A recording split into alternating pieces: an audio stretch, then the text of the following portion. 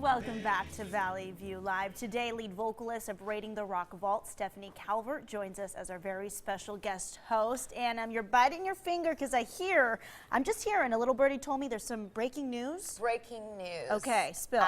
Just to let everybody know out there watching, I don't even know what camera I'm on. Camera one? Camera Right two? here, we're follow that light. I will tell you right now, Tropicana doesn't charge for parking.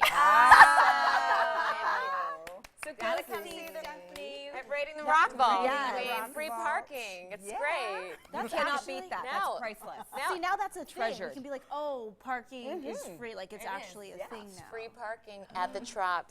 And you get to meet the band afterwards, so that's kind of cool. See, right? Yeah, it's like free everything. Except for the That's not a reason. Well, no, the tickets aren't free. Okay, not everything. Sorry. Right? So how old were you when you decided that you wanted to sing and turn this into a career? Well, I was a ham probably forever because I was the second born. So, and then I became middle child like 12 or 13 years later. My sister was a surprise later.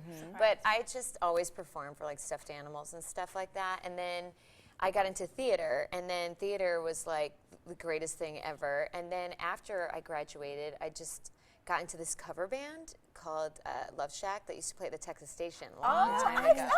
Yeah, so I used to sub for them, for the girl singer there, and then it just kind of, then I got into this big show at the Golden Nugget that never opened, and I just started singing all the time. I did musicals a lot. I did over at the Spring Mountain Ranch, I did a lot of musicals there, and I just loved performing, and so probably most of my life, I just knew. Yeah, and I think in 7th grade, my theater teacher was like, I did this performance, and then he asked me to do mine out of all of them in front of the whole school, and I was like Cher and the Shoop Shoop Girls, and we did that Shoop Shoop song, lip sync, and he's like, you have great stage presence, and I just thought, Somebody, like, you've always it's known. real. It's just, I was like, this is what I have to do. Forget being an astronaut. I was like, this is going to be so much more lucrative.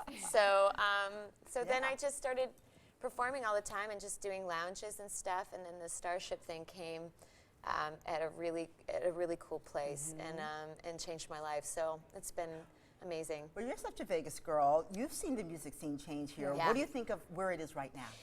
I feel like it's going back to getting better. I think that the DJ scene came out, and no offense against DJs, I think that they're great and there's some really talented things, but I think once again when you're trying to like save money to meet, and they took out the live music, and I just think, you know, part of Las Vegas legacy once again is having those little things that make it different, and having live music is so important, and it's part of the culture and the legacy that I think Las Vegas had. And when they started taking them out and putting in nightclubs and DJs, it just kind of took a lot of talented people away. It took a lot of jobs away from that, and people want to come here and take a break from all of that noise and hear some real music, and just It commercializes it a little bit more. Yeah, right? and I